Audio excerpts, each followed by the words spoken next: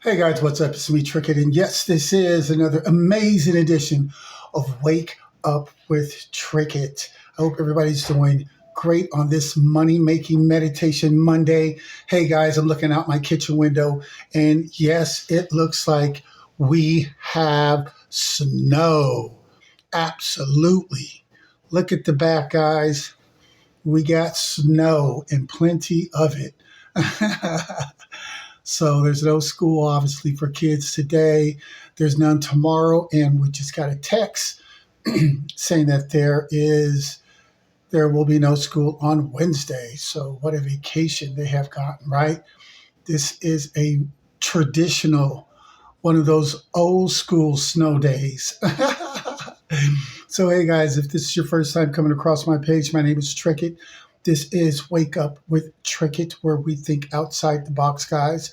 Not telling you to get rid of any of your traditions. I'm just saying don't stay locked in four walls and a ceiling, but allow your mind to also go outside of that, those four walls and that ceiling of what you've been taught to learn some more. Absolutely, right? We never stop learning. So if you like the content, don't be afraid to hit the subscription button. Don't be afraid to hit the like button and come and grow with the family. You know what I'm saying? Because you're going to see something mystical, spiritual, and magical right here on this channel. And you're going to get nothing but truth, love, and light. And that's how we roll. And so it is what it is on that. So if you are a new subscriber, thank you. Hope you stay for a long time and not a short time. Continue to grow with us. And iron sharpens iron. So you bring your knowledge, I bring my knowledge. And yeah, we got the Hoju Sitsu knife thing going on. We're getting smarter, we're getting wiser, we're growing together. Absolutely, right? And if you're my A1s from day ones, my OGs, you know, the guys that have been there, the guys and gals that have been there with me from video number one, and you are still rocking out with me. Hey, much love, much appreciated. I am extremely grateful. Um, I love loyalty because I'm a very loyal individual. So I like what I put out to come back. Don't we all, right, guys? Don't we all? And so, anyway, guys, with that being said, let's just jump right into it. So, we've all heard that saying that says that this fight is not mine, but it's the Lord's. You know, and a lot of people that go to church or been raised up in the religious sector, they have heard this saying, you know, the fight is not mine, it's the Lord. And you might ask yourself, you know, if the fight is not mine and it's the Lord, why am I going through it? You know what I mean? Why am I the one taking um, the hits and feeling the pain? Come on, collective, you guys know. You know exactly what I'm talking about. If the fight is God's, and then why are you going through it? Getting the battle scars, the late nights, the dealing with this type of spirit and this unclean spirit, and dealing with these broken people. Because you know, broken people, you know, what do? They go out to hurt and other people, because hurt people hurt people. Broken people are broken people. They look for birds of a feather to flock together. And if you're not on their level, they try to put you on their level. And so you're like, if this is your fight, why are we going through it? And, you know, we're going through it because God needs vessels just like the devil needs vessels, right? These spirits are invisible, so they need someone to live in to carry things out in the 3D, which is what we call this planet, this earth, the 3D. So that's one reason, one main reason, right? And how you know it's not yours, you're also being reminded of too. Because, see, guys, if the fight was ours and not just someone chosen to be in the fight, no, I'm saying if the fight was ours If the fight was ours, and then we would not be putting up with half the stuff that we have to put up with. How many times does God reveal the information to you about those doing you wrong or whatever the case may be, right? But then again, he tells you not to say anything. So now you have to practice obedience and patience, because now where you're ready to say something and correct this wrong or put this individual in their place, God is like, no, I told you, but I didn't tell you to go reveal it. I just told you so you know. And so that's how you know the fight isn't yours, because he's still orchestrating all the moves like a chess game. He knows who's coming against you. And sometimes he allows it because it's all a part of the game. And his plan is higher than yours. That's why in the Bible it says, my ways are higher than your ways. So, yeah, you might be very intelligent and all that, but when it comes to my intelligence, absolutely not. You will only know what I allow you to know, and what I don't want you to know, I can blind you on every side and you'll never know. I can give you strong delusions to make you think what you're doing is right, and it's absolutely sending you in a dead end. But in your mind, you think it's right. I can cause you to be bedridden. I can throw so many blockages in your way that every time you turn around or take a step, there's some type of block, some type of stagnation. This is how you know you are not the one in charge of your fight. You are just the one in the fight. You're the vessel being used for the fight, but you don't have no say. Say it's spiritual warfare. You go into spirit and you know that you're ranked higher than a lot of the clowns that you're dealing with, or ranked higher than all the clowns that you're dealing with. And so you're like, you know what? I'm toying with these people. This is child's play. We're going to start ending some things. We want endings to start taking place. And God, knowing that you are more stronger, the holy creator of all, will tell you no. And you're like, well, what is their purpose of even still being alive? Like, what is the purpose? But there's a purpose. And you're like, but every day that you allow them to be here and to breathe and to function, they only use it for evil. They only use it to hurt others. They only use it to come after others. They only use it to take from others. They only use it for evil. The days, the time that you give them, they don't use it in correction. They only use it in conning and scheming and lying and frauding. And so you brought all the receipts. You brought the receipts to God. You're like, look, now what? How are you going to deny that? And God is like, yeah, all of that, what you said is right, but they're still playing a role. And I need them to play a part. And that part is not up for them yet. That's where you come in. That's where spiritual contracts come in. If God has the power to take away all this stuff, why does he allow it? Because a lot of this is spiritual contracted. It's contracted out. It was already stated that this person was going to come after you. It was already stated that these team of monkeys were going to try to steal, rob, do whatever, they felt they can do. They signed up for that. They signed on the dotted line. I will be the villain. It was already contracted out. Why do you think if God sees everything and then when he gets tired of seeing it, he comes in, throws a tower and changes it all up and puts an end to it? Well, if he did it then, why couldn't he have just done it before? It's because he even honors the contracts. So if the contract is this person could attack you for the next 7 years, 10 years, this person can come after you for the next 6 months, 5 years, 5 months, whatever the case may be. And then, yeah, you may have protection to where your life is spared. but you're going through it. You're in the battlefield. You're in the thickets. You're on the front line.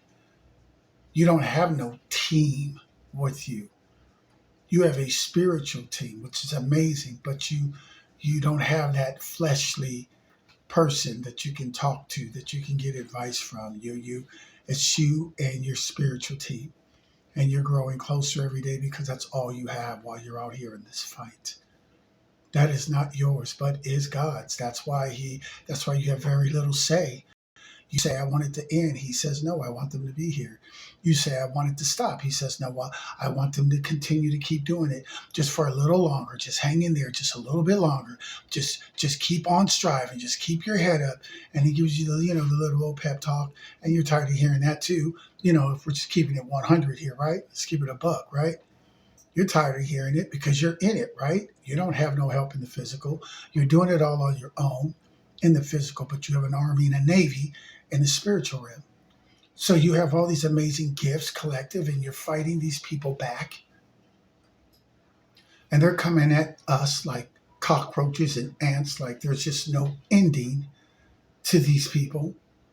Like they've just multiplied so many that, so much that they're just in abundance. It just seems like they just keep coming. As fast as you can get rid of them, as fast as you can defeat them, they just keep coming because that's all in our contract. The fight is not ours, it's the Lord's. That contract is his contract. Because if it was yours, you would have been like, look, I'm stopping this today. This ends now. This person's done now. This game is over now. My money is in my pocket now. They're all arrested. They're all exposed. They're all publicly humiliated for the rest of their, existence on this planet. We would start calling endings to these people's lives that we've put up with this and that and everything else with. And, we just keep getting told to hang in there. And God sees it, and, justice is going to come. And a lot of times it seems like justice is taking forever. Like justice is out at Starbucks having a break with their legs crossed, chilling. You know what I'm saying? And it seems like judgment is there too, just hanging out. And the only thing you seem to be dealing with that always seems to find you is heavy burdens, is finding yourself always, defending yourself. But you still find yourself still being undefeated as the wounded warrior. I made it through all these clowns and I'm still here. I made it through all their attacks and I'm still standing. I made it through all of their slander, all of their lies, all of their hocus pocus, little weak fake magic, all of their dumb practitioners, all of them disabled. Not one had any real power. Not any of them had any power at all. Every single one of these clowns, witches, warlocks, dark practitioners, were all under strong and heavy delusions. They thought they were doing something, and the entire time they were just like a tire spinning in this thick snow going nowhere, just stuck. But in their mind, they were actually going somewhere.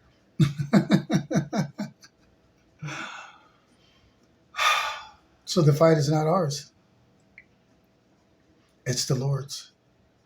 That's the saying, right? It's God's fight, right? That's why things don't stop, because those contracts. This person is contracted to be able to attack you. Can't kill you, but can attack you. This person is contracted to be able to steal from you. And then after so far of the contract, after you're so far into the contract, and then, the contract states that, now you can fight to get it back, or now you can fight to take it back. After so far in the contract, if they haven't done what they said they were going to do, then the devil's going to come and collect from them. And you don't have to do anything because game's over. They lost. That's basically it. They lost. And God is the one that created this game called life. And he made all the levels. And he made them all difficult, one more difficult than the other one. That's why they say higher levels, new devils. There's always evil lurking at every level, but it may be a little bit more cunninger, a little bit more smarter, a little bit more this, a little bit more that. But it's still the same old low vibrational spirit. So the fight isn't ours, guys. We're just the one in it. So we have to feel it. We feel the licks. We feel the black magic. We feel the hypocrisy. We feel when we have to cut off friends and family members.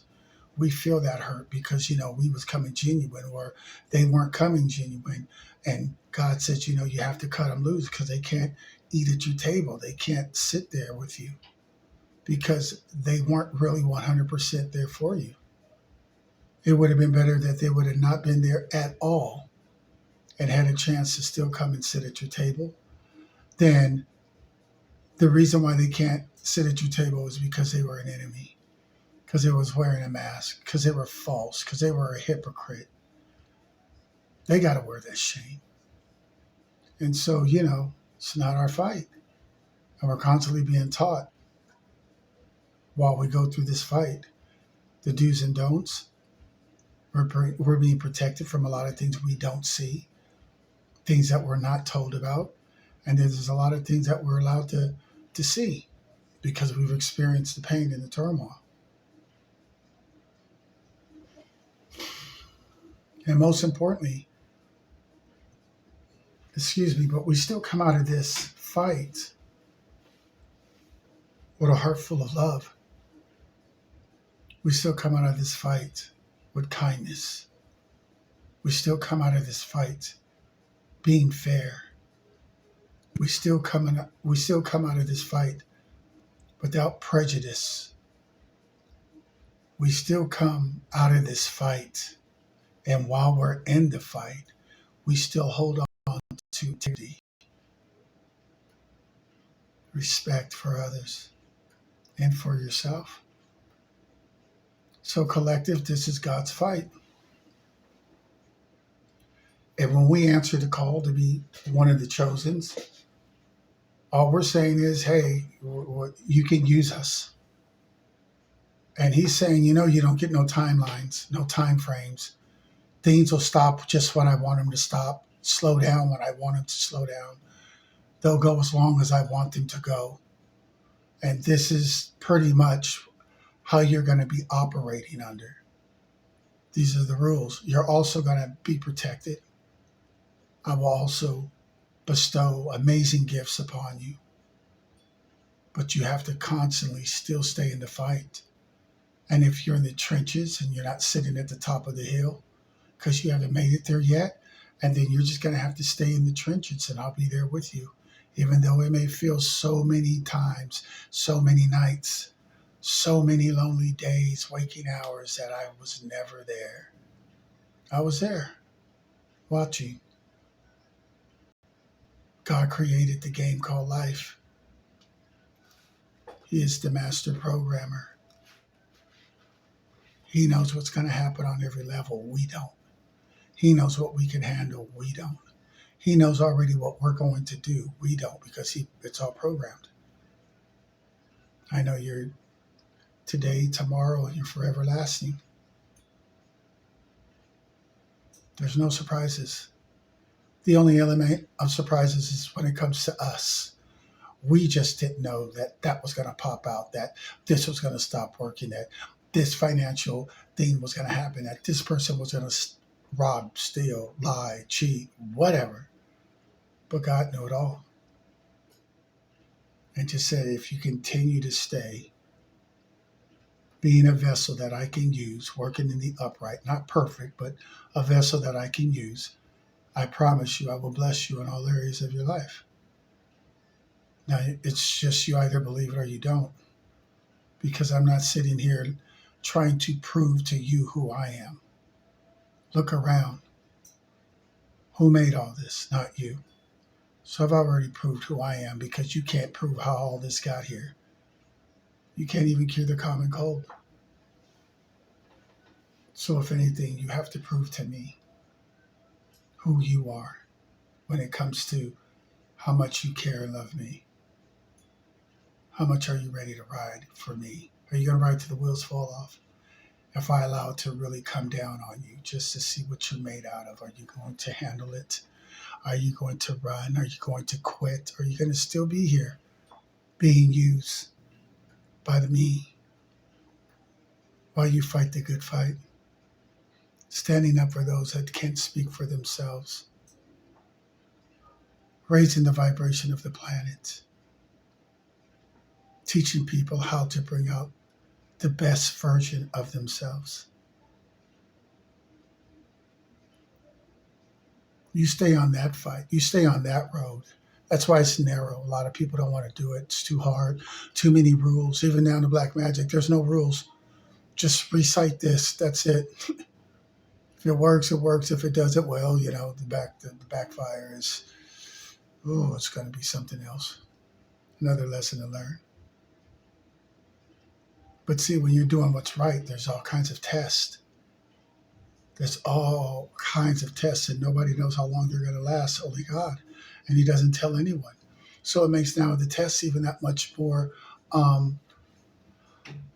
challenging.